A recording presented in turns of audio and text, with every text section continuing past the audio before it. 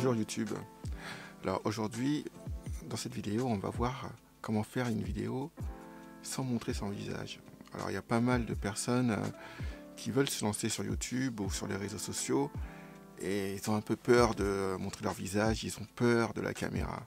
Alors dans cette vidéo, moi je vais vous montrer des techniques, des astuces et des sites qui vont vous permettre de pouvoir réaliser tous les types de vidéos que vous souhaitez. Alors gardez espoir, hein, même si vous êtes timide ou que vous ayez peur, il y a moyen de créer sa chaîne et d'être influent sur les réseaux sociaux. Comment commencer? Alors on va voir plusieurs techniques que vous pourrez mélanger et les incorporer les unes aux autres, et donc ça va vous permettre de faire des vidéos vraiment très attrayantes, enrichissantes, et ça permettra de maintenir l'intérêt de votre audience. Alors une des premières techniques, c'est tout simplement d'utiliser ce qu'on appelle des b-rolls. Alors les b-rolls, ce sont tout simplement des séquences, on va dire, secondaires. Lorsque vous me voyez face caméra comme ça, on va dire que ça c'est la séquence principale. Donc souvent pour illustrer mes propos, pour montrer ce que je fais, ou pour montrer un processus, on va faire ce qu'on appelle des b-rolls, donc des séquences d'illustration qui vont permettre tout simplement de visualiser les mains, par exemple. Si je montrais comment faire la cuisine, ou si je bricolais quelque chose, j'aurais une vue de mes mains et je montrerai les mains. Donc là, cette vue-là, c'est ce qu'on appelle le b-roll. Alors la technique, c'est tout simplement d'utiliser toutes ces vidéos d'illustration en vidéo principale. Et comme ça, on ne montre pas son visage. Donc ensuite, donc ça c'est simple, ça. Donc une seconde technique, c'est tout simplement d'utiliser un enregistrement de son écran.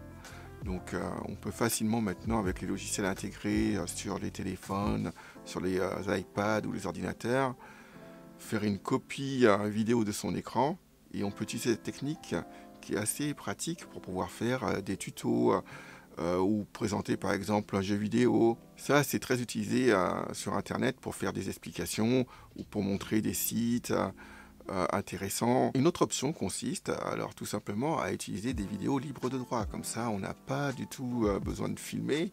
Il y a déjà des vidéos qui sont déjà faites, et il y a des sites vraiment avec d'excellents services qui proposent des larges collections de vidéos. Alors, un des sites les plus connus, c'est Storyblog par exemple. Aussi des solutions gratuites comme Pexel. Je vous mettrai des liens dans la description. Vous verrez que grâce à ces sites, on a des larges collections de vidéos qu'on peut utiliser, les mettre bout à bout, et avec ça pouvoir avoir assez de contenu pour pouvoir créer ses propres vidéos sans montrer son visage. Alors une autre possibilité, c'est tout simplement de faire une présentation. Alors on peut utiliser un logiciel comme PowerPoint ou Canva, et donc la particularité de ces programmes et l'intérêt de ces programmes, c'est de pouvoir, à partir de ces présentations, faire une vidéo. Et donc, grâce à ces vidéos, on peut ensuite les incorporer dans un logiciel de montage et y ajouter des éléments supplémentaires comme des titres, des animations. Et ça permet de créer des vidéos captivantes. Et c'est un moyen vraiment génial pour avoir des vidéos de bonne qualité simplement. Donc, les logiciels de présentation, c'est super. Il existe aussi des sites qui proposent des modèles de présentation clés en main. Alors, je vous mettrai une série de liens si vous les cherchez. Alors le plus connu que j'ai en tête, c'est Envato, mais il y en a d'autres. Et donc vous pouvez partir d'un modèle de départ et juste le modifier. Alors une autre technique est d'utiliser des animations de type tableau blanc avec des petits personnages animés.